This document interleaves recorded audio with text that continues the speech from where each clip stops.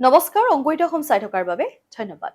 বিহালী অঞ্চলৰ বটিয়ামাৰীত এজন অগ্ৰণী খেতিয়কে মালচিং পেপাৰ ব্যৱহাৰ কৰি আধুনিক বৈজ্ঞানিক পদ্ধতিত শাক-পাচলি খেতি কৰি কৃষি ক্ষেত্ৰত এক উল্লেখযোগ্য সফলতাৰ উদাহৰণ দাঙি ধৰিছে।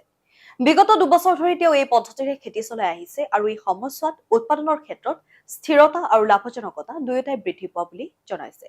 তেওঁ জনোৱা অনুসৰি প্ৰতি সপ্তাহে প্ৰায় 120 কেজিৰ পৰা 190 কেজি পৰ্যন্ত শাক-পাচলি উৎপাদন কৰিবলৈ সক্ষম হৈছে, যি স্থানীয় বজাৰত বিক্ৰী কৰি নিয়মিত আয় লাভ কৰিছে।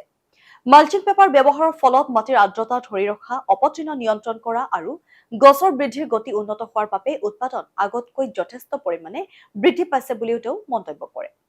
তেওঁ লগতে কয় যে কম পৰিমাণৰ মাটিতো যদি বৈজ্ঞানিক পদ্ধতি আৰু সঠিক পৰিচালনাৰে খেতি কৰা হয় তেন্তে কৃষকে অধিক লাভৰ আশা কৰিব পাৰে।